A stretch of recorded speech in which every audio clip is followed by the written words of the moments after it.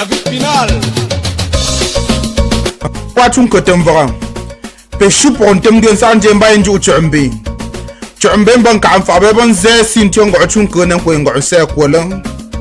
Chumbe mba titeba yemba yamnya chun ko sa mungo inu munkuni mumbwani mo chasi si pose welan.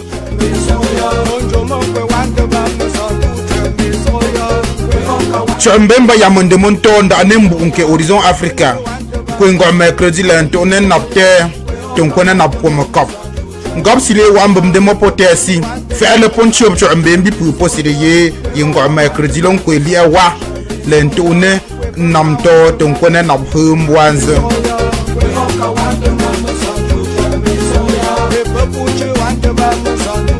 poshi sinkwa pour wala bonheur anunduri apu chumbenda na ma hapu ilawe dia mon kam Ibrahim Fundra hale kotra fundra hasi gendra bocha fundra tama ndeya gendra le ja fundra demon benashi ole ma jembe we am binchum rimbandan sangala bombe we gente kosyo Ombe wege teko siya mganchum rimbandan sangala Olenga chemu ombe wege Teko nga wong de Gislain Ku mba zopi le mujo Bele mujo de isa alman jata yo membu Di isa anje meta yo membu Chino tayimbi Di isa anje ale yo monshu mama Yambonjo le simba mama dia mefu Paco Nazaire là ça peut déjà moi la moi je me donne tout choqué pas pelle ko chokko etene kwa ka tento okuba da man jako itimo ndemo we mu manga yo côté je suis ya kon dom dia men kable aussi c'est le foot Simbi un Gigi pour maison une vie internationale pour comme Washington pour comme Canada pour comme Guinée équatoriale on va un jeu c'est tu m'en vas fuir mon den comme Russie ne mon on dit des mauvais mon de mon nom pinto pour vendre ici il y a Zama au cap Le centre hôtelier et touristique de Bana. Papé qui va bien Simbi Bunke. Horizon Africa, Nebe Shombwanza, Nantonen Namto, Fele Yambo, Lianzo Wala, Shibo, Queen, Wenesi, Wyatt, Nabde, Mene, Nabs, Wokam, Ne Horizon Africa, Trambe Atona, Gentam Toye, Nebe Bukele. dia cholu a Lyon Africa, ma parle mo sapera.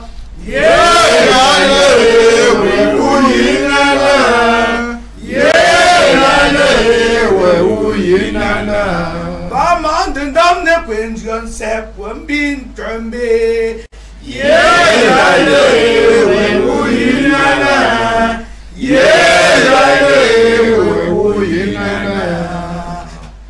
Papé, il y a des vélians.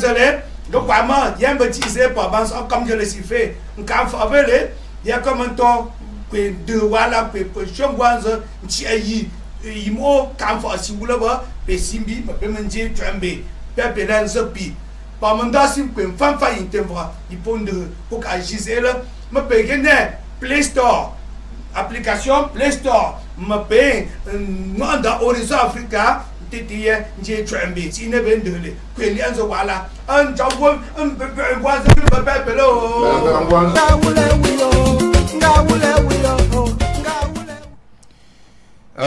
pour monter vrai fin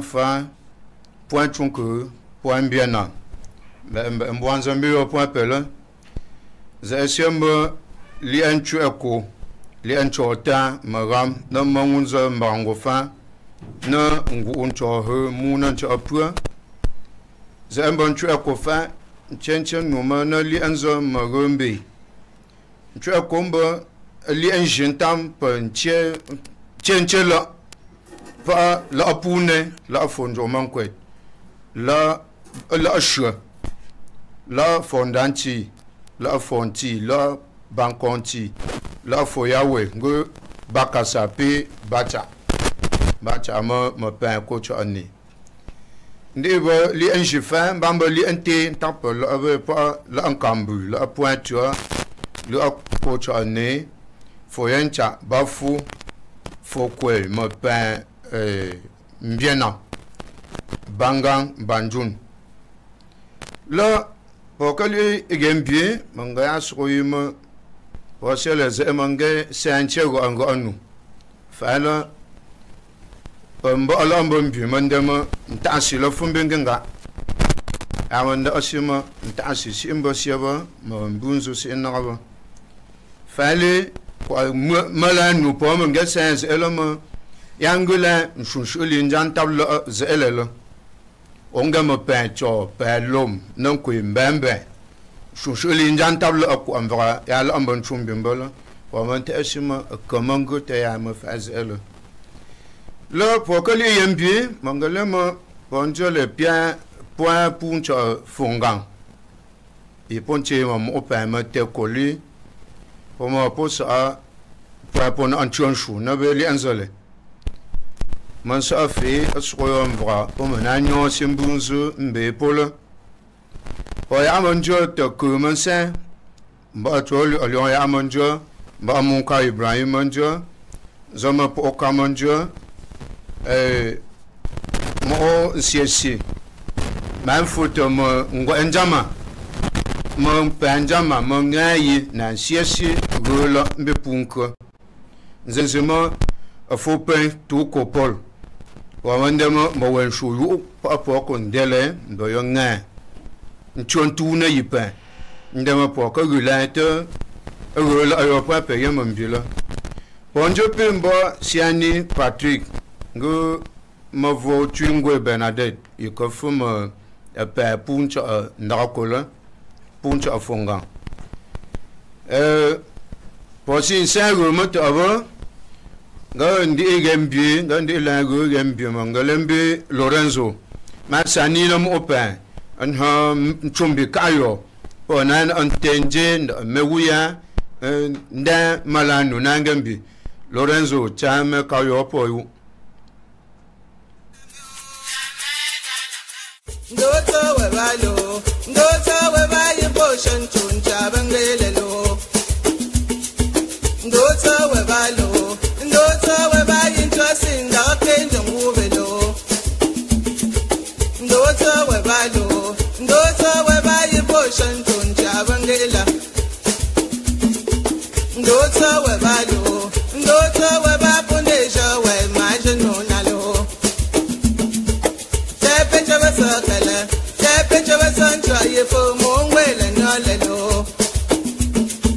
tepe chaba sakala tepe chaba sancha yefo mongwele nalo te ya gala funga yung chope bandam cho te ya gala kangwa pa chope bandam chila ndoto we balo ndoto we ba interesting da kendo ngube my phone kalo le mamedo ndoto we balo ndoto we ba ifo pamfanya machela my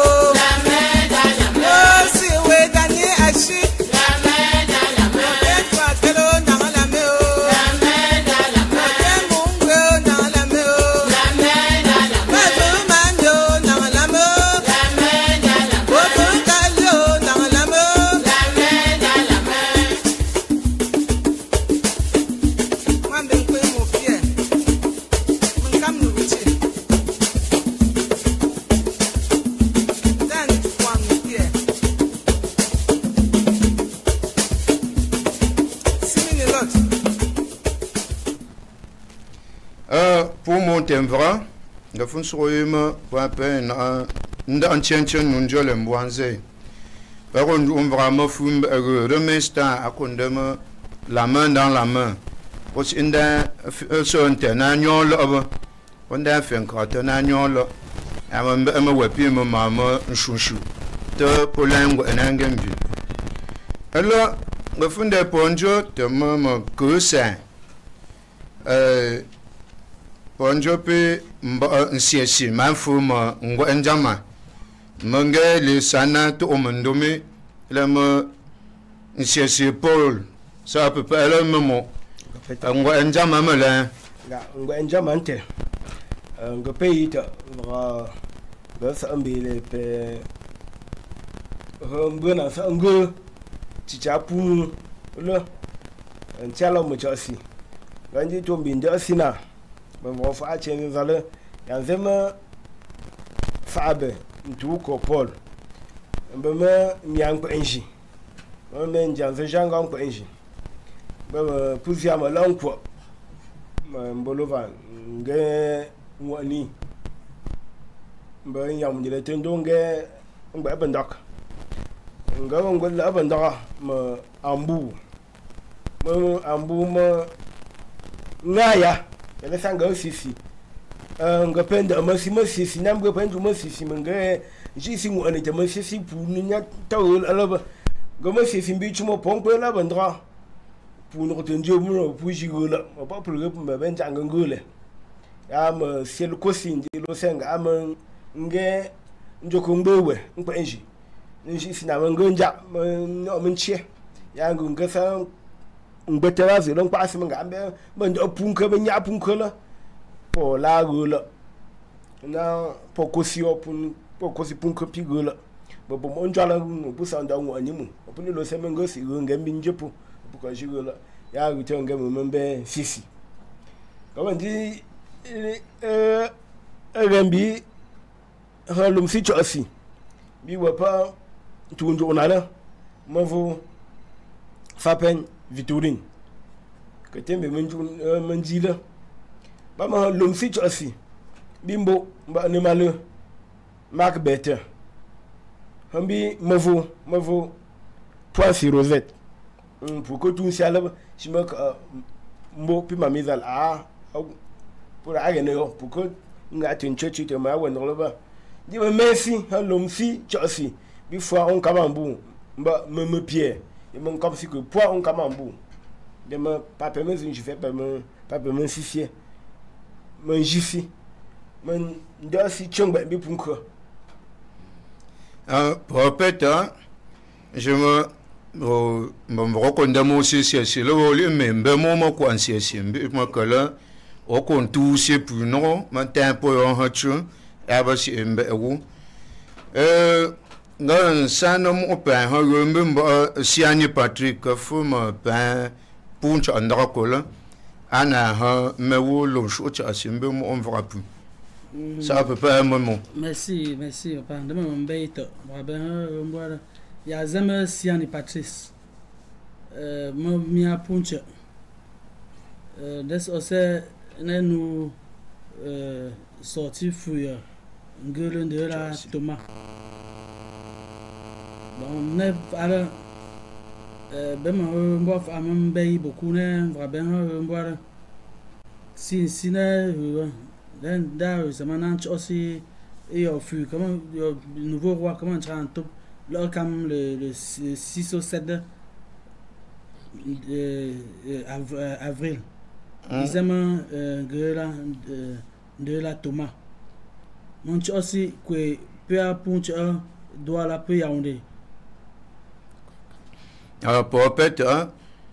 mandama on me fait un peu le amon to la kam li entropie li asumba magula gan sago hambe ma von chungwe Bernadette ana choisi pour plus tard de yanshu rombo mami papa ngo pays to be mbonzo mbi babe lombo vraiment dinde babe ko sembi chasi bin shushu babe ko selo mbuba indayo babe ko amba namba ntanezi bofunala ma golem bi po ma babelan shunangushu ko hama mo yan shwambi fungolo ndarulat amang fu je comme on te li mo li ento li esembre ne mun zopo ne ngunza mon pro chov ne be bungulo mon po comme on do se yembe lo mon bo wolo no yina no yimbro na pembe no vra bu na ngulo to bo yombo hala mo po tembo lo bo jima bo mo po pun chambolo mon bo wolo se puonfu mo hamu mo ngamsi bi pu yoba comme bi bo ko simbi po se mo po hon po ni bi po na so ze ba bo kwelo mon chosi mbo ayombo majo mon chosi yanga andio kameni emo ko jambe na mon chosi kwembo puncho mbi mbo yikolo mbo ndambi kwepu wa diaspora wa ambolo mo mo tungwe benademe tani chabi mbe puncho mo ndembi belo mon shu yoba be bo shu we yona yiwe we yona yimbolo ngwa yoba be nangembi Prophet amami manga pa fana te shoma pa puncha andra kolon kwe yo komane ya unta ya mandele pon ko yo njoko yo ma ban u papa Laurent Kemeni ngwa Sunday ne napua kondak antumne napti ko Sunday wa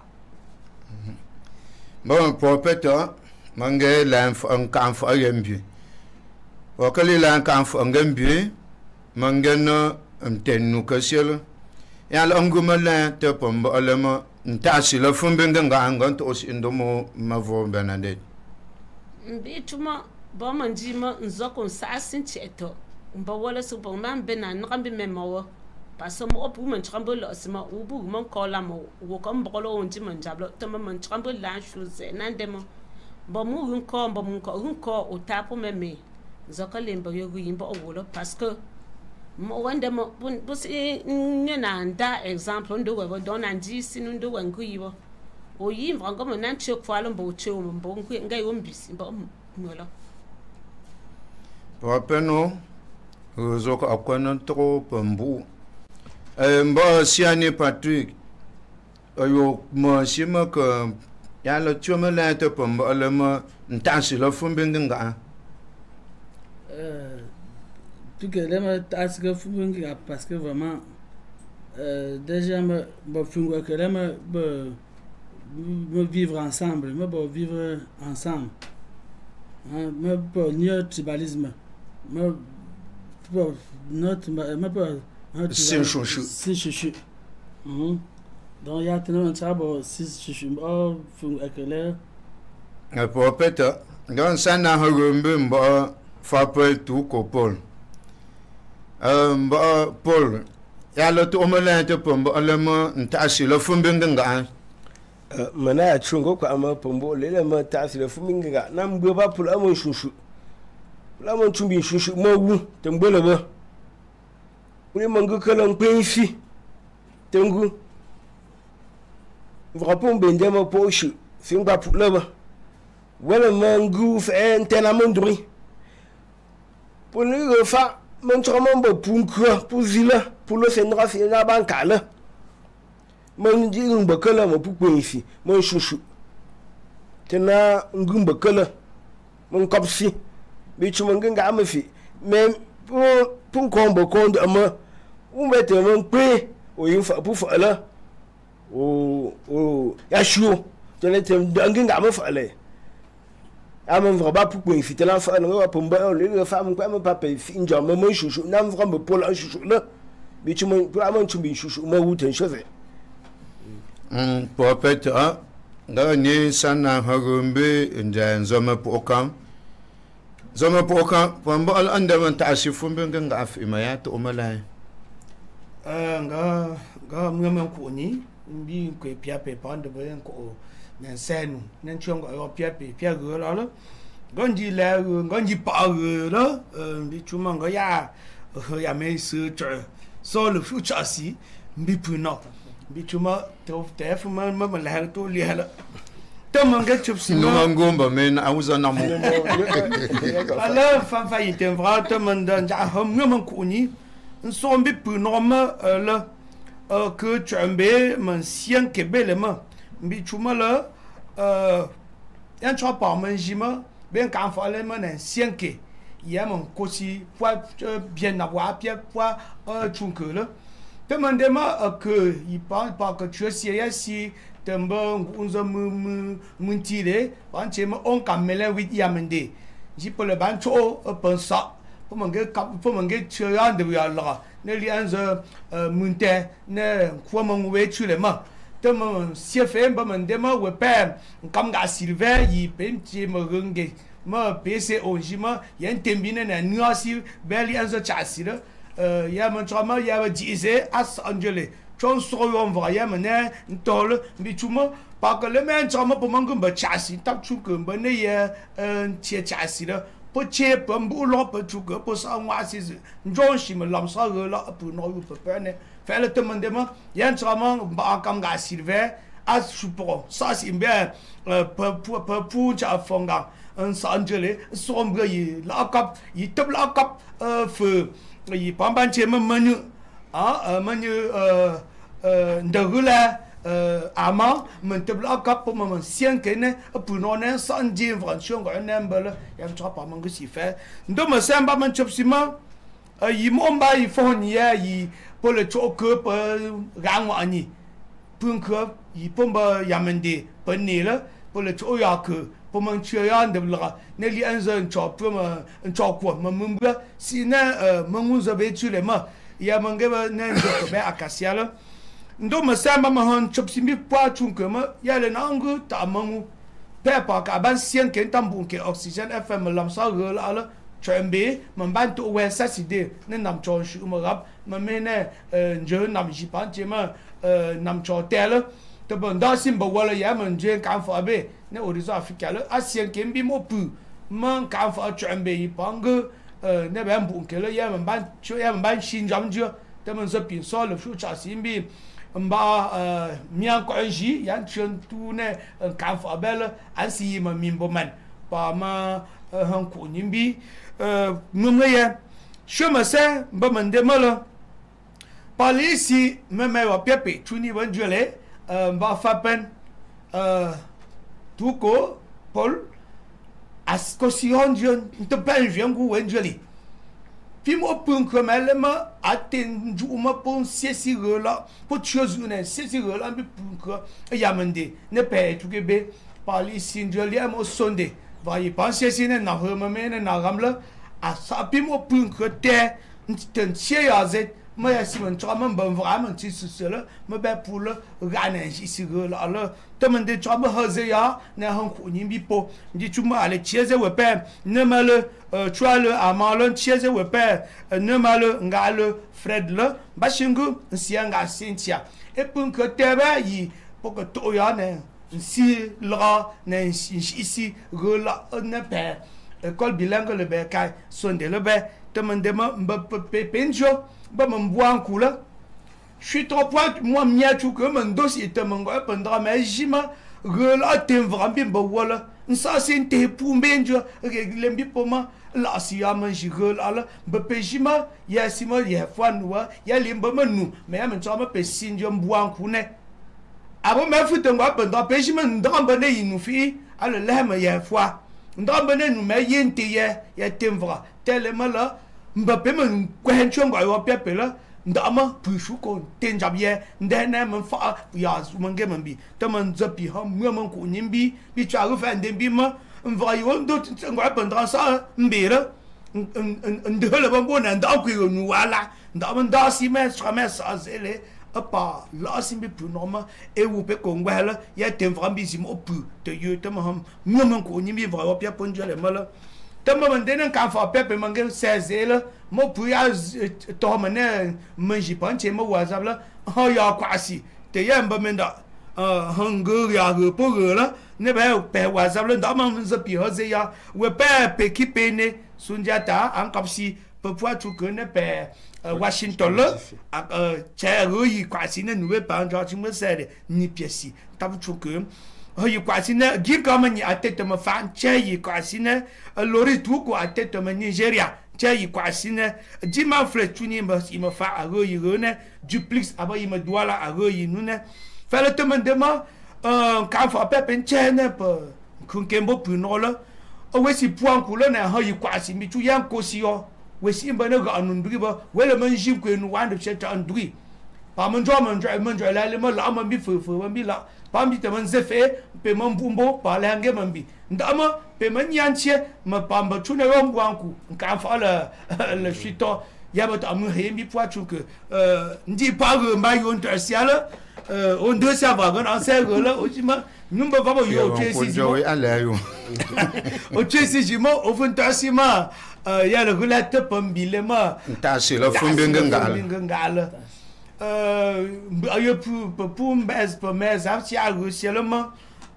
pour de l'état si le fumbi nga ma pour mandema a paiement jenku na mo pula tenda ma noye pembezo pour lirone ya kwasi fait ma pour yema ya nsi ngunku pour no temka ne mo onu temka ne ko la ombiton zipun konjasie si manda si ya nku na mbepeba ya sam ole mo melo tep ne nous c'est hyper le catholique alors bancho mone yi témoin de Jéhovah mo bancho yi nge yi faisant tout c'est mo ba jima te problème pas foot man na couche un contene on nous mangombi ma yangomba la même officiellement on dit fa yi nga fa la ni si ba mingo ga na chu mvala ba so le ban bi na kwanya ndama on bi tanje man jinga nga to ne la pour somba ma pour tourner mon tien ba le pain bichuma pour supporter un temps mon tien voilà un tenen ja pour tu fan à ton gossier fait le ma pour tendement pepe un ben nous là ba fait le mal mba wala jima là pas bonne pour tendieu mais yangum balala pas gagner donc comme les pas on quoi n'engel ndama pas c'est mo welema nous pas quoi jiba nous pas mweba on nous pas neba mais yangum balala mba nous pepe mba la to mambie pia ya mambie chum ombo ya sisi le mamba asiani ya kwa tufu bi chumala amango zinji remel ma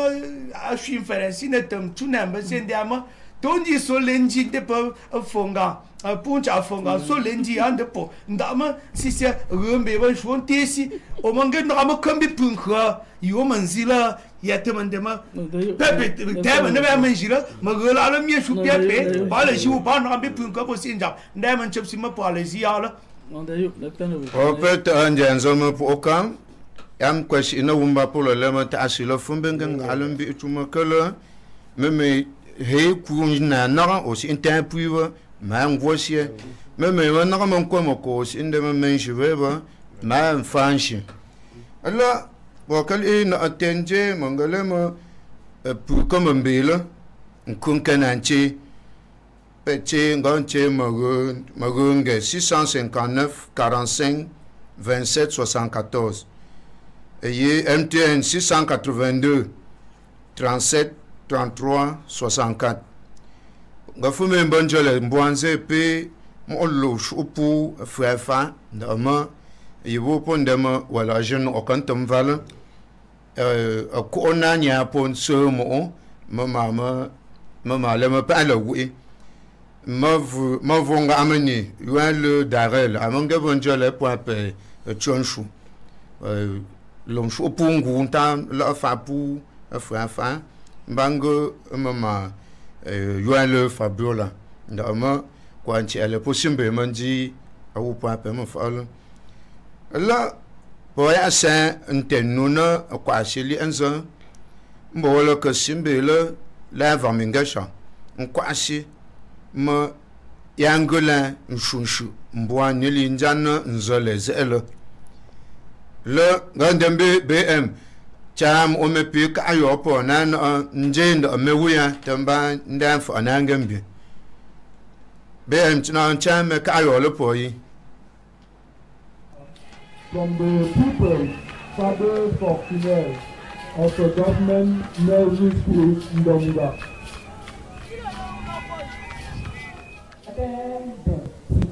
Tu ne dis pas merci le Seigneur il va pas soulever. Si tu ne dis pas merci, il va pas soulever. Après voyer comme un betele on va faire fakini si en bemule on beni bam benile na ko kuzu yangu bwagun fetole o silosia pumbele mambu mata kono siole o silosia pumbele mbaba mashima singa kono siole ambuma awu maziole o sipumo tayondo fetole fakini si en benule puye fakini si en benule apane manga mai kwangu mama mungwane mama apa sama ibaka ngamane kama inga kande manga mai kwangu mama mungwane mama apa sama ibaka ngamane kama inga yeah.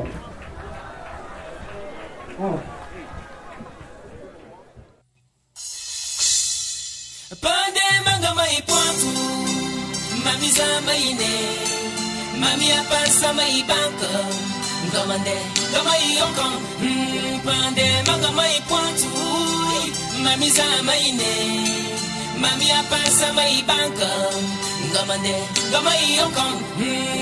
tous les jours je me lève tôt je m'agenouille je remercie le Seigneur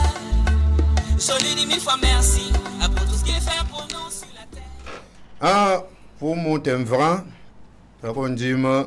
njonjo ma fiasie ya mango pour man tu kayo man de menji ici mo na ntento me me ya mo puna nsiyonke là ngafon soyema pour njo manko c'est mba trol à Lyon men kalon siriat aton kwenjo mba mon ka Ibrahim nja men kalon c'est ça peut pas aller nga peta nga man selo fucha asimbin ko poatun ko ipo mongoze mbien ko yanti en singam bunke manje en ka anfa atu mbele mba mongambi pa mbeza piap shombi za po meza ipo okosion de les ela moposa apa payo piapo le no la nangalombi be chuma no la awu mafi ali we ali po ali ko pour peta mandema rezo lele ya kwena tro pu nondende mba mon ka Ibrahim cha simbe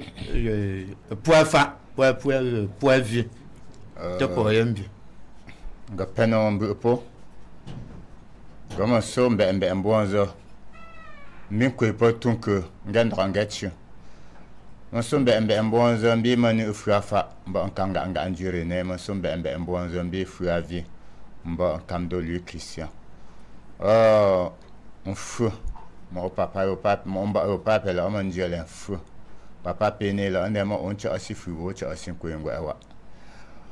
on va ndambi pour punch afonga mo poso pipe mba maman demo pa polo si ponfusia chambo non fa wa yi po manyo sila to ya mali aba ya nakasi su tramana mba man chum simbi pa pemo de puncho pele puncho afonga mande mo puncho pele puncho aninchu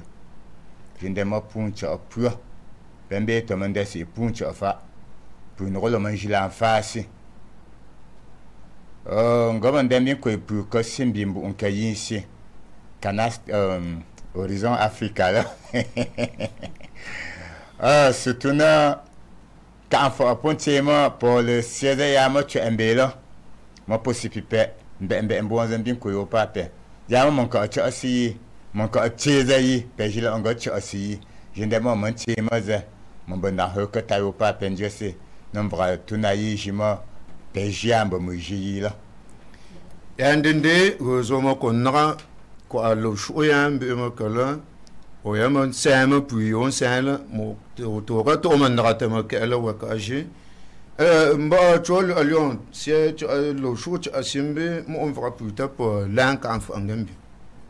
ngapeno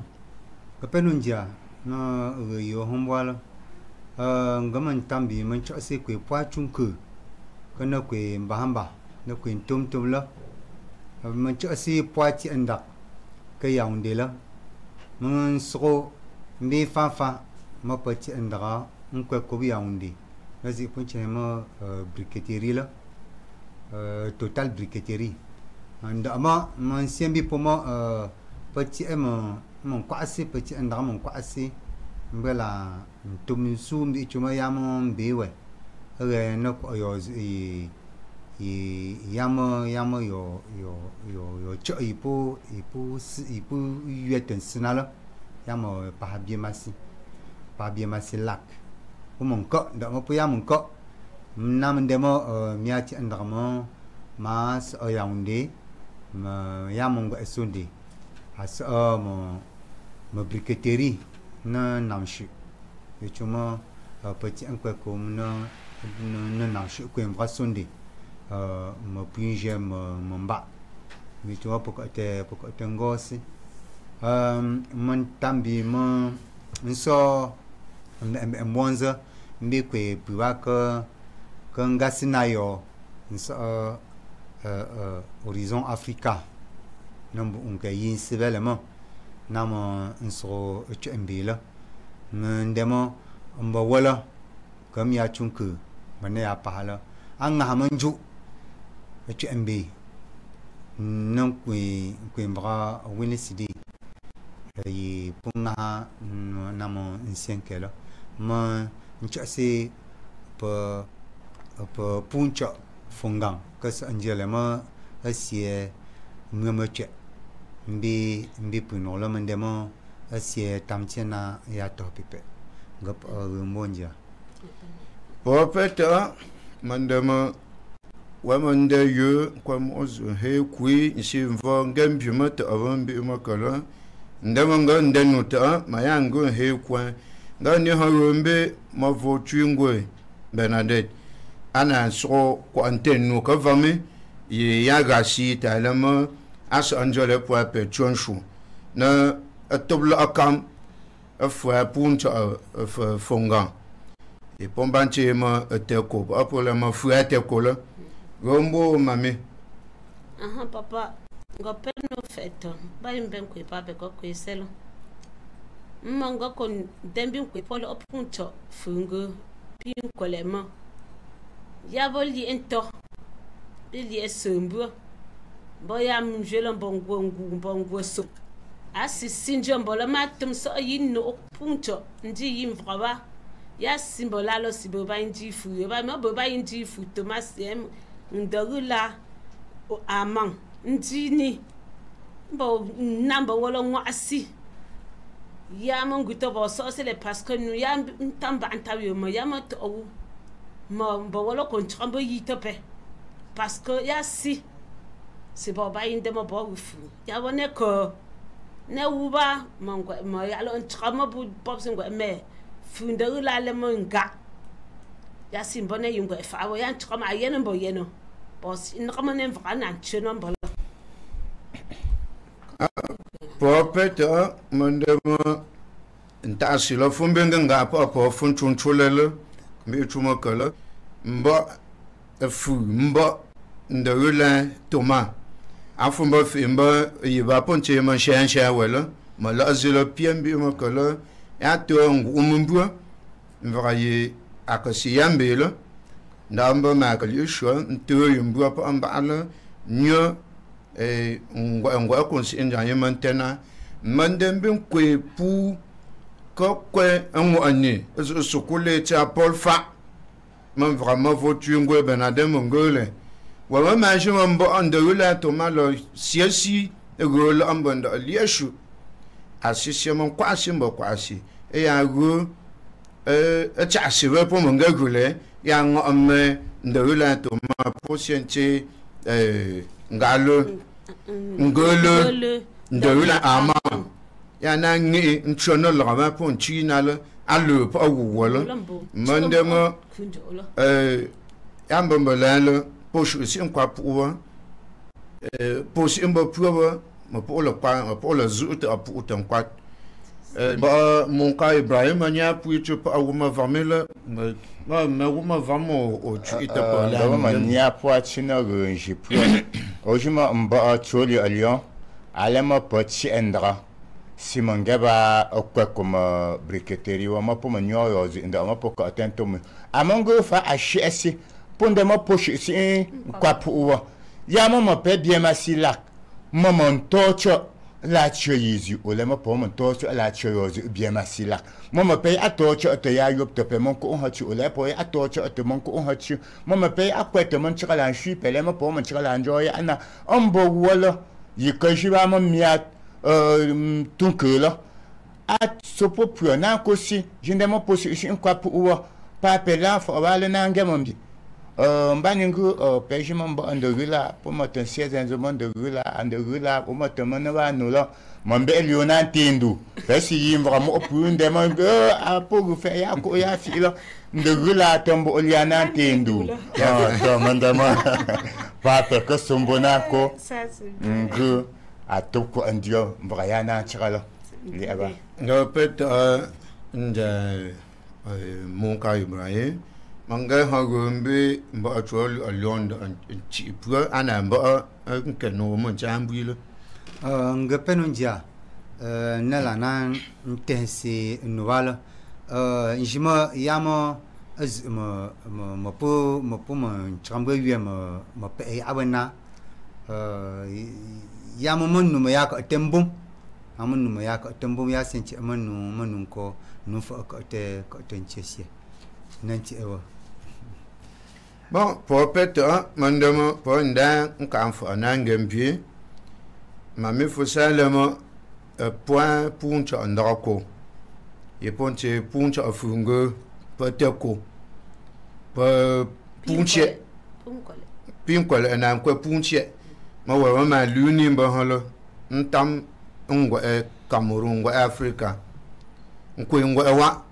anyasini nso ama pinkole epo tempo mba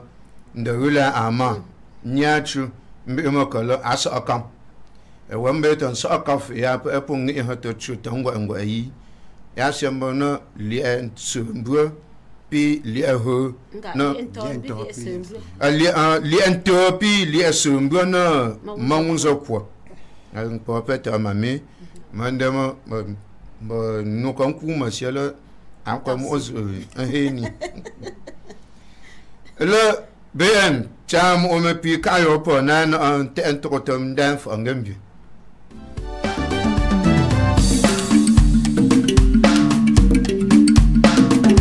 Ola lela yenu wo makochinji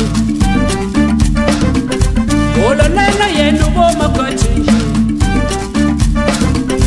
Ola landa no yenu makochinji Don't guess ye como mbiomo mbio mbiomo mbiomo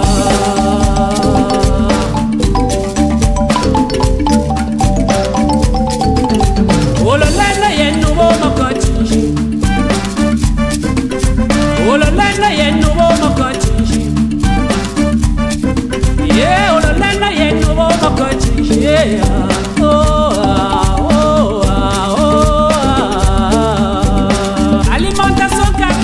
Jide amakwa la kuyopo manda dasanga tana monjomo dombe nduko tana monjomo nguma mboso tana monjomo manda nonda bana telo machiye manda nanda bana telo machiye manda nonda bana telo machiye bunga ko Gaston Bolanje manda fe manda bumba kachi manga fe manda bumba kachi dogumba mandwa napchama dogumba mandwa napchama dogumba lo napchio mwambe so chamanga manda nonda bana telo machiye pour mon temvra par contre Marion Jama olena yinuwo makala Wamandama ma voiture sanjof el tesi point chunke pia point puncha fungoma pe leno yo nufu ma kala wasi shokusie amali ento na kwali asombo wala finge puncha fungo nda asima afina hanku nembe mba ndawula yikola li shua nyomba ngolo ndawula amansie tas akam Omonge amanga toblo akam na li asumgala tenu ka sembe po mbwanzela la fonte asima ya me la te nshonshu mbwa ni linjawu na be ngu nzalele ambe ambe pu kombe le wembe a tino iponti MTN 682 37 33 64 Mbayingo 659 45 27 74 et pain orange 20 na ha ayi njente po yu na ma unzan simbi mo pu ya man ko sin ko intenjo la si sa go ma to aba mba men ka lunsi te mvoani ya mbe pu no ndo search alaze تعسين وباي ومسؤول أشياء تعسين ومانجا تعسين ففوتون دعما من بين نقطة يكون سيزيدا ينجي فوا يا من دعسين ما يبرمن توم بنوانا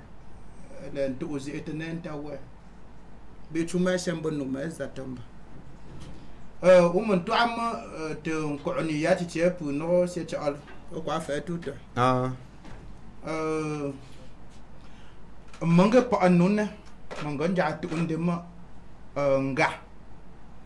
nga ambi chuma kala nga ambi chuma ya ze mbolo mo fukai mano mo pui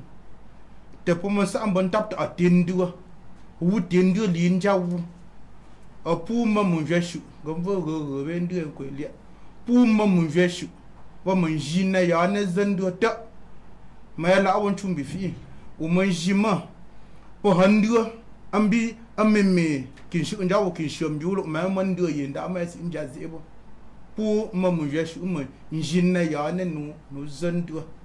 ya mon da si mo pia pe kone mhepenge me ponda ambi chu ponda mo po sa pia no cousin ate mon shomju cha kwa men jalu shomba amin shome min shombimbe akwa men jalu mango mo ne mbanja mundema shushu si inchon jawuze mbe la amun chumbi lo shushu si injawuze mbe la amun chumbi lo mbi chuma mbo wala mon anta awunchi mbo wala mon chi on kwa nda ma la amun chumbi fi po mon chi on kwa apu wala mon chi on kwa fi wala chi mbon chi chi si fi mon jiman chi wa chi lo mo ya nje wandi yombe le ali njawu njap kimbo mu wo cheta an chi shon da si fi ya shui uzon ko shon da yin shon da la holon dugo da mun da asmel awon chumbi mbola li mon faayi mon fa mun na chuta chapko mbola li mon gu mun na yi chu fa la mo wungo mo wu mo wisi nwan no mo pui ala guyi mbo we mon jeze ngon chien paate anun zan teblo ngo kwa mo ya meu yimbu angu nan ti ala wan bi chuma yo pia pension bizabotia bandi go tango mba ya ngo tango mba ya ambo po pin ko chwa ma wo pe ngula te mungu nu tango mba ya la fala ngai popet amambego zo ndema yambombelela yewe man ku umana mboname ga ne sana hagombe mba mu ka Ibrahim ana hayi me ko asina ko anja anwe kasele gombo mba mu ka oshima ko ona te asino wala pape no ontrate ya ko anisi ya wuten jawo o manji ko apuwa yin ko anisi a chicha polo o ma puwa ko sin simbasia mo sa chicha pu ma yo lo o ma puwa yi kan sinaro pa ndemo ngai aku ya mbagala ndama wasin ko yin vra chicha pu mo o mo ba sa ngwe mabo ka rupume zale ya matansa pume matenjamo on kwan yondara ntamime asinala o lofe nji ba chezen zinanko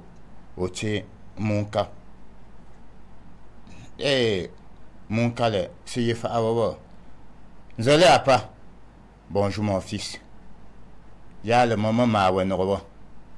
ya le maman ma wenro ma pombowa jimbambo ola andema oyo o manna nju o mapo mangozo o tasi pa awa o jila o manne o nanji pu ta mapo mangozo o la manga cha asilo o la ma wa kon cha asiole ngoyu ama pe mangozo atan cha asi Gama hom ngam-ngam-si. Ndi mo ondara. Ponde ndara so sipa so sisi. Mba commissaire principal Kamga Laurent. Oye le lan coincé ko poste central ya ondele. Ama mon frère yendu. Ye po manjaya po ngo ama SN la. Mental yandu. Oye na angu fe na anku fe. A tom tan du uni. Ndema ya pipambui nti hambui. Akono puis ale siti mbati. Ndema ntali commissariat central. Ba mo ko yantali commissariat central te esi bureau pour l'asia. Nkwendio. Aninte ya pipa la frandi u piefe puis kadanteza. Nji zenzana. Ya no va asinjima zenzama munka Ibrahim. Ayi munka bani ngana nji Ibrahim. Ndema mon fils tu es doux. Ndembu si magungama papa, je suis un gars bafan. Ah mais et comment ton nom est comme ça? Tes enzoma femme là, animbo ambo ma pire là. Tes enzoma femme là. Ouais, il va pour mes moments que c'est va fantam là pour me lancer. Ouais. Ndema si ngona lo papa ngoma ngambe. Alema OK, ngoyu. Ko. Gambe ngu o mo ngula mbefa, ndo ngama mbefa. Ya lo fat of Friday mon gama gambe mbonza ala gambe ngu o mongulo o kama tambanja so nda matwana na ngana zu onyo yo matwana lo ponyosi ya guji falo to poyo tani je yimbo yaunde to poyo na yo poyo mo kushize boza aya fiasilo mondemo boya yitun kula ko amafa mo posi kala mon ku unisieba mbe mbonza mbio pa pelo mba kan je te yo la si ndo Ndé. Oyo nde tambanja ataya femme. Ndé nuta. Ndé mba kan je yo la si ndo tuma kala on rango po tam chukula a kono yu pondema no se pa un genou. Ya mambo no se pa mba kwemba ma pepa mbe makala pi me pomsi. Alors nga sa hagombe ma vochungwe ana na hayi mbun kam jenu ya jila tambwani yambe pondo secho aleze mami mbwani pe shunshu te yanja gumvra lambon chumbila ah papa manente mbwani wumbi mo opu ba ko jila mo opu mandinde ma ko mbwani la ya imbine mbabula ndani mbule sa monginga okwesilo fumbi nginga longa li kwenje selema ndito une tele silima mbo ndo nem chef en contre monginga ko na mbunke yu umanji monginga ko no ndembi me mfan shwa ndembi me na limo yi mbonginga wi no yangula temba babelo mo no yo babe fe même bossier mbeli asomante esima mo ogolo mu ko tami se yu mba uba lelo o mu funanju uba alembulo mambe etam tine mu unu ngoko mba inde mo chucho mpa be lanshu yo ba be ngush ndamba antayo ngecha o wele weyu mbo nyi balo mo chumbira ba mbanja simbolo wayu ta nju umbamben manda mbembe mbwanza bim ko point chunke que pa elunden manju manji mbunke horizon africa la mbembe mbwanza mbim ko point bien na wa mbembe mbwanza mbe point teko puncha afunga ala mba cholo lyon na hayo tu ingénieur gube ka siele po yu mwanu siele mbe po ndonko ngapenu njambu po tesinu ka siele ya temva ndama tesinu wala mamanjima ya manan ka kwasi ngonze i papayono ko zela njima nta asilo fumbinginga mangama nande maka mo wononchu ka fute maze manna non tehwa no kwasi nwayi pomba yo pape le yo ma nta asilo fumi ngalo ma yang gumba lalo va asilo man to chicha pape ba be chuma pundi lemo nta asilo fumi nga fi ma po manan ndemo ma pello nji po mvoi ponginga ana nan nakalo nakayi faalo puma fahanai manda si ba pahalan nuko be chuma pusi man jape ko mvali amalemo pel na fa ba nga pel land nji mvai ponginga amana nakala nan nakayi ya to pulemo nta asi lo fuminga so ana te asino ka zelo ton shushu yawo ton ko en yawo pam vral on tumbilalo mungalemo yangumbalala no sini mbapsi to mbapsi awabo yangumbalalo mo opuya mo pu ntsin ko eni mo pu ntsi shushu ndamo ko wa lo mo naganaba na ambu alamo azze simon banko ngon nagano no shushu go yam ndanga nanso ndi chuma ya ze owu la mo chumbi owe bala yi ya gula memo manjimo owu memo mo wa ya mongumala mon kamas mon to jimo o demo memo ngolo ni chuma wu meme mo yo nda maze mbolan chama ai ko chi ai ko ai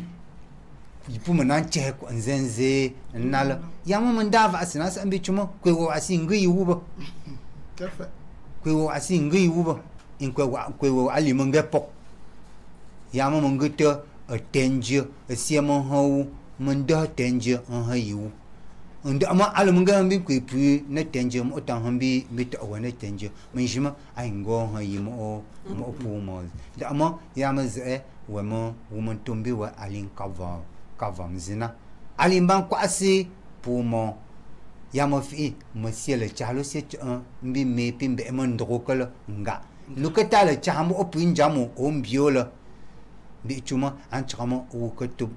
ba ya hombola o won hayi opu mazu ko kwasima yan chama pape kwasi nange manaloba temendemo ko nyayi yayu mbimo opinda mo ndu andamo ni mama mo nana non ko nyiwala ga fumu tenesa popeta ya nogozo ko enya wunda ama sin ko puma man nana ko enya lam vrayan chakaloba ya ma simbe ndona ngumba mo pu kanjalo yu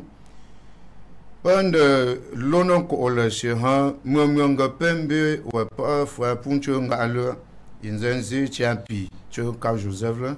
be ma kala ol angez ndawu o pa ko na ma pa lang tan ko o mbala la ma han ko nena bam vaya manjo na mbe ko na ma ko ham chunila se lo wa pa Numbi se sivan ano e ko manu me pan lambola ndelo wa pa manu kanga nga anjure ne le ga inte simbe bm acha mo ka yo po nan ontenje pon zoma po ka sa po chonshu mo la hayi kwasina ntenu ka sele bm cha mo ka yo lo po ji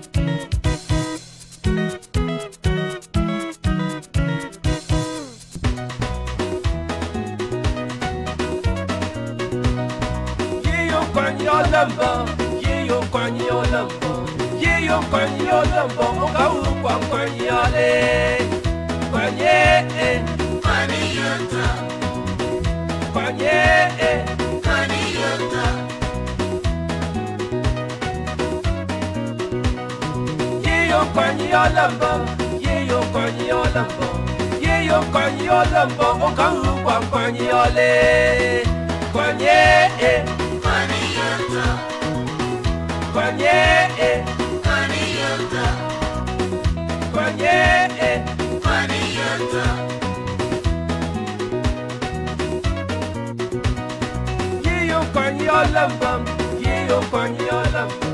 ye yo konyolam bo ka ru konyale konye mani yota konye mani yota ye ba konyi ba ma pe o ka ru konyale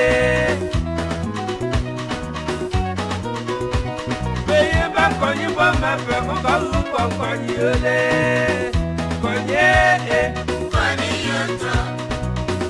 konye mani yota ye yo konyola ba ye yo konyola ye yo konyola ba o ka ru konyale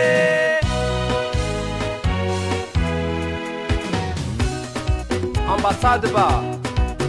abona beri etani ntona akay sérieux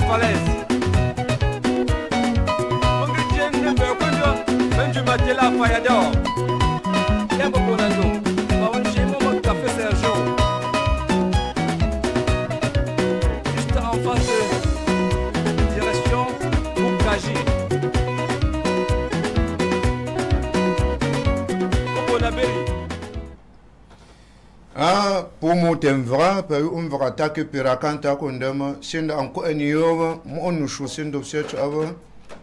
wasi hanku nyembe mamawa mamba funisi ngun ku nyeba ku nyeme me tan ku nyela panjana funo mbembe mbwanzo mbi wepa ngambo Bruno andu angama paz va manjola mopanga yepote quartier général ministère de la défense mba miane c'est là pas sa majesté men kandinde comme mbeze mandu ana chunku ngwa pa pour le ma chupa fa chupa ne akondu ana chunku ngwa ambi ma kala amba yago ala asombonko man fa manan ko mbawa c'est là pas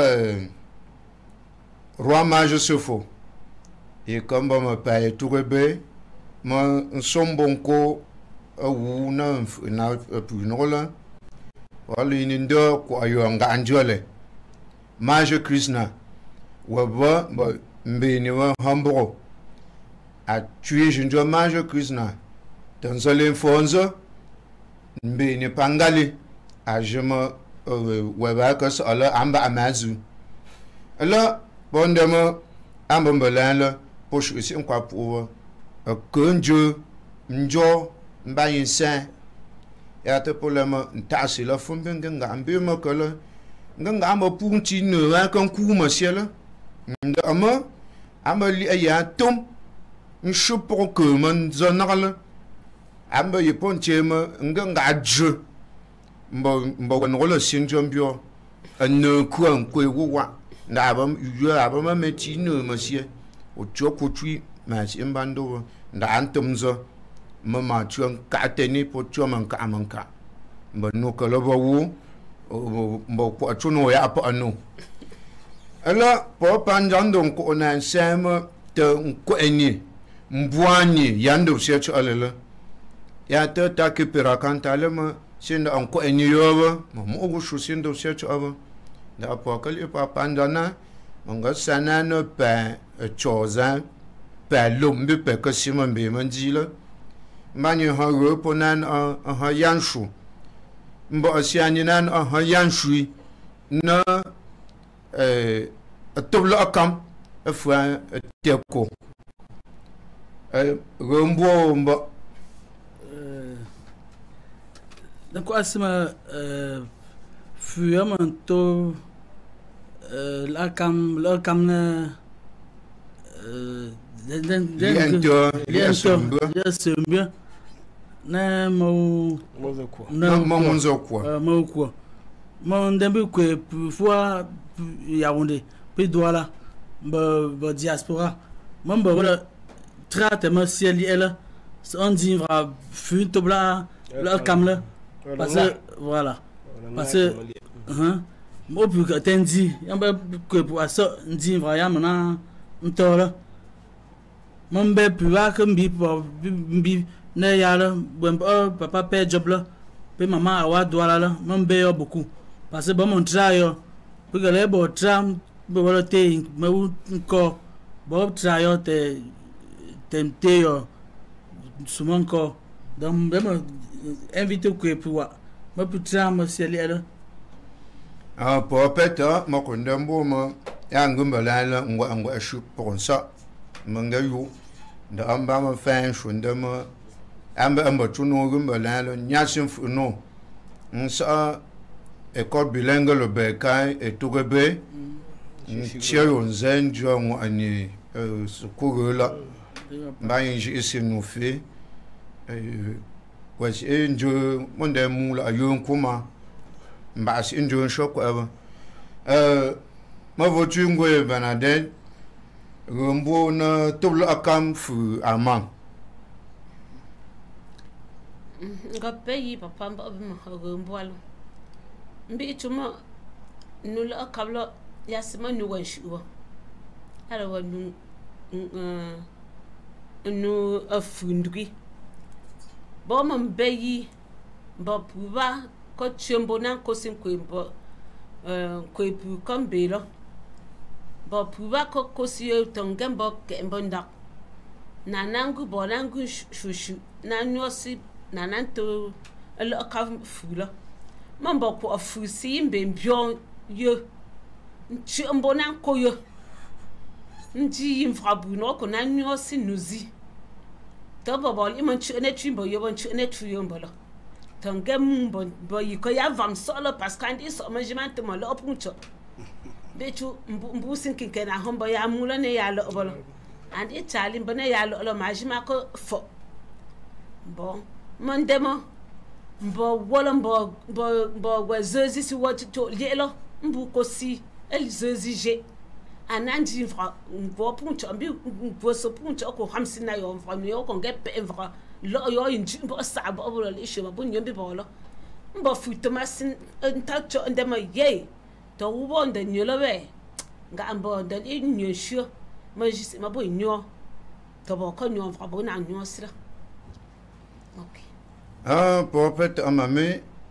de la ama, moi aussi mon jour pour beaucoup de ma pour mon sama, ma police am bon non pas am bal, c'est un pouma non na yo am bon non na pas am bal bio pour ça nzen njo de mbombe de la tomate tant fin de me te fait un vous le suivre là pour ne malentenu de mboigner kal ay panja aticha ngo endo search alele dan to ona mba fape que futa mango enjamala ay afusele mo mbwanye mbi pongo enjama ndama vraiment te ashima ya mango enjama te mba ya manan kwezu si fala gombo mba Paul ngapeta na ruba mba hombwala mana ka singa banjima mbwanye le sinja pa nchumbile ba nukala bi chuma pu kolo sentia pape ba pu pape ma pape eji pape ga eji pape si menvi kembe ba asi pape si menvi kela ba pape fute menvi kela pape si he mensi pape file ba bi chupa pomba pa mangaji la ma puji kembe la ma ngona kembe angun pa ni mafia mboni mafia ta pabenti andofia ngasiku ndaga ndang pa am vra papa siku ndaga papa jinuta shepo mbayo amengo pa menvima nkunda siku ndaga pe na njina nyon chenche ndama ndama rima ndama finji ndo chuni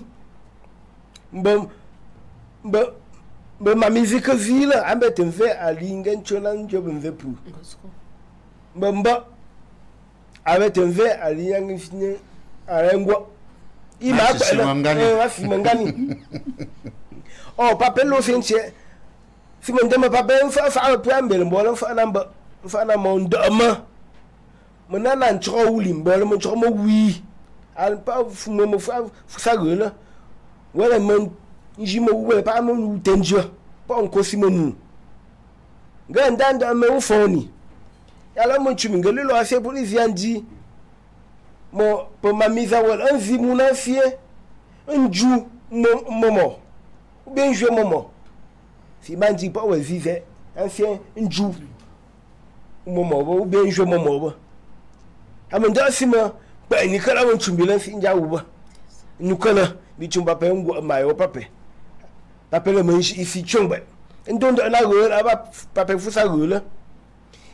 walo se fi manji ifi go ambi mani ba ma ka la tenji fi chumba ambi mu aka la muji chumba aka la muji mangba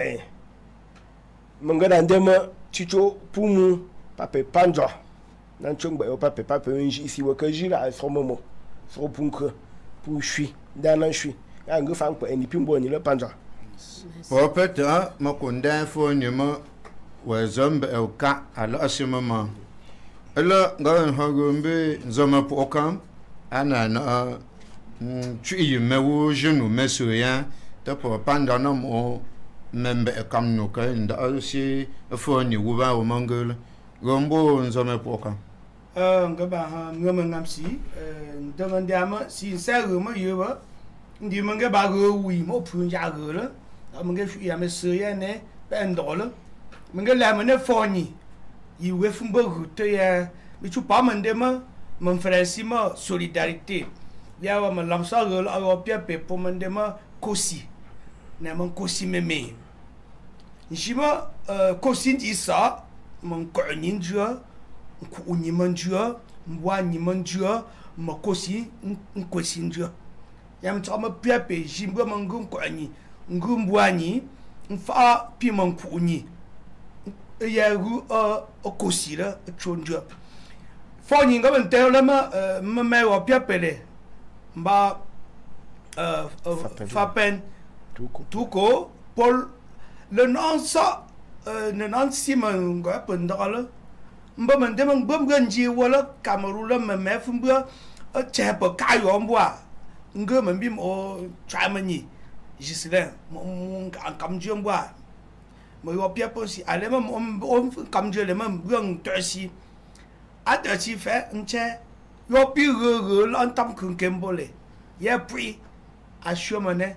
nche mbambwa be je ale che mbambwa chammbwa ndemo ne yanda anan kosi na pemne me fault ife bala ya ru tambu mo tento wuze ai ali sa mo hemba kosi honjo men ko hanku ne nu la mbangule pun ko ipole sa anjo isi rol amanga ko siesi yala pa me siesi ala ya nangenjo njo shinda ye mbaya mula li tumjo mi tu lam sambi ne pun ko pya te poli mbawala mula li mangin ndi ba tumjo we mbaya nda osi ga ko siesi li am mbi mo ya man dasima et mbunende ko sinen sabe angubel yes inja mon ko si honende puzunge mambi mo me o pepe pa ma shima ale shula ale tonjo le me fusi me me fu yi mon ga pa franci sa trambe me yeshi ne kunke sa sinjo le manji kola ndeba a ngaka chon kwasio de lui si ataba buka voyage mangen comme au pou yimbenje ma kusili ma la veste a chemboite mon dena mon sonji mon na ya mon fo no demandema ya mon chama e usu ya mon kuma mo we si mon kwa me mon fa pour le manger mais mo me wa pepe que o mo fa mo yo fa we ya ji pepe la nsi pepe we ya ji an ku unira njimbo kosi puno te mendema yan chama pipe mende pe be fonile te puno na nje pembu yan chama kosi ba chiche puno la aussi ndi kosi me ya mbu yeba mon di kosi ma on a hamon ko ni na fa ya ma fa la ya la puzu ngembi te o pumba pali mangef ndai wa ko mo mia chu ko ba ne is ndema ya sin chama apu shele la puzu ngembi ba fa le man chana nzam shi la pe ale man jibo on di zaman be wum owe mas iyoto ko mbappe mban kam ni lo la man joma onyan we ngamba yo mba unwe mbamba yo te pa man dema pie pelen kuni ndembwani ndenshushu nkwesi ye tam ko ni ndana ma hokko siti chewa pepe me yango belala pa fa nzapi fa pa ko fa la ya zo mi semba ampo Papa anja zama poka pamba al anda mangunungu yela anga amu o wan fa o fa ma yo ma fa pa o fa sala ma o me mela na njo lo Carlos yo ma wa fa ma yo fa o si yi wo yi me fa al anda mu anga mu ya anguma ya to yi me fa ambe awu o man da fo ni o si po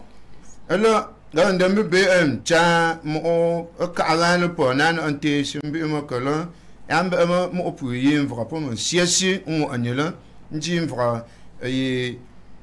mo ani rola ya gu fo ni nku ni ngu mbwani la cha mo ka la po yi la junker la mbwani belosia sinda anzambe nchuba sinda anda shimba liba bua semnya la lipema ke la pie me ya chunkote nu ya wangute a shiton de ko pensiasi a fe pia pensien ki fe yamba yamande po manche ma chu ambela banchu ko la nji isi on ani manepe itukebe fele yamon ko sinan ko ndela nji isi on ani ba ya abona be chapko ya wonde siamlo mo handela nji isi on ani pu jindala mo we mon ko ambo nji isi on ani mensa etugebe ngo sondela ntone napsembu don kona namchonshi simba fa mangala ntanji obili zo ipontema anaklagla nji isi ayi fm fela simba ko te yoba ngai nagago pelanju zamo pokap mbali to la siesi apumbo ngo sondela apek ntokotenju maki apochema napi pochema o ya pipi o pochema pagerze jane apa pipi u pochema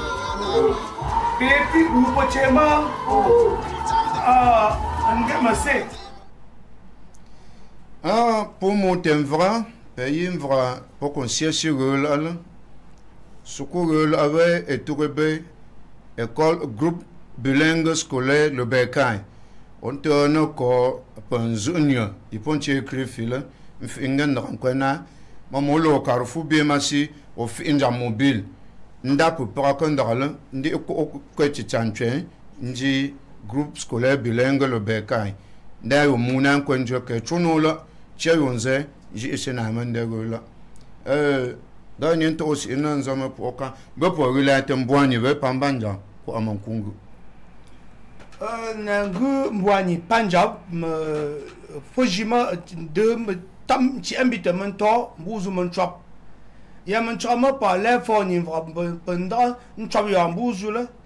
si je suis injibé yi pa gongo ci ata po le ya gongo unza munti nda mangoba ya mon chon ci ama pa yi nda ambuba yi meme ye pi meme man suis o yato man da sin chongo mola mi chu o sin shin chongo mo mo sin shin chego ye pi man sala ba a shin chongo mo ndi ma o ponde ma o pombu ndunu panu tep ya la mbo ya la sin chongo mi bi pumbi bi pensembi ate ya po ya zaman jam chongo o jima e ma mo ko andende mi chu meme mbo we ba ya shin chongo mola ta sin shin chongo mo ba ndo man de bien ma pepi ngumba la pele mon ko si pele mon ko ani we mi tanji ko ani pe nga fu sele gola ma ya ngumba la ko ni chonjo alors fa intembra wesi chon tami antomi toba tapia pejima pongumba kolonen tayi mba wala vami o mon kwawe o kwa man chushu monge pe wala o yimberi man chushu pa monge kwa ni sho so yi pongola ji ye pi weba manji o man nen so mombi nda monge man jam no no fali yan gumala abitan je mo le posan su mo wo le njabi ye pi wala man je to man jam no no yan gumala ye pi pesi te pesi mie ya chosia te mandama o we fela kwa ni sho so pinku ni sho so o peta mangala ya me pen ko ni wo ko me ma pa chuni la mba c'est Paul mais où gombo un petit peu pour na tu as tant nouvelle OK nga peta me kondema papa mon pe ma mboni pi unko ni kala me chule panja mbo wole ato nya ichuna na faima imbora ngunu posi puoma we shuma sang fanga bolo to uninja mbyambo na ngunu le fm pepe kala ngama la pi punu ngama la pi femba ndona njenji simbi pumbi nji simbi pumbi njo yimonja faima to tunjo lo pe fa mbe fai pe finjo mon pa eni mon buoni ndo fiambi punkro mambo po mon nji na fi mon pa eni mon buoni ndo fio melala nji fio yima yichongbe po mon nji jime yala me fait pour no me fait pour me fait wasi yo puna he ndichuma demo no kaye man fombala po peta wasi yo puna wasi enzole ya tumi mba siani po fegu mala tan ko eni pamban jam ti chan ko ngwa demo ndiam ndo na sin on ko eni ba jia u de fuma ba bandera parce que afusa le ko no wa demandando always ensemble vivre ensemble ko eni do ko eni si chouchou rombo ma bena papa ndo me monandelo ifiyo wasi jinga amboko ko eni wati taba be mbo ya lolanto mbo yo bibo mayo lo mbolo bolang ko imbuzo yo babe kwa ngembi bo wala forme mo popeta manduma shumban shu pour le jinga amboko fan temvra ben kan fa tu ambulante ko ngwa woni sidi na napta mamiana na kwa makam wa wandama wa mamia chunku mba mia mu la shu sanje mba inju chumbi ma po chumbe ban ka ba ban se sin chungu chunku na ngwa se ko ngochi ya mba shi chumbe titi ba mba ya mia chunku sa mungu no si loma atubla akam ano mba apuncha dawila ano amba puncha andako li entona chambemba ya monde montonda anembu nke horizon africa ko ngwa mercredi la entona chala sinde si kayo lo ko nanto ngam sile wamba mde mo potesi fe le poncho chambembi pu posire ye ngwa mercredi lon ko li wa le entone namto ton kone na bhumbwanza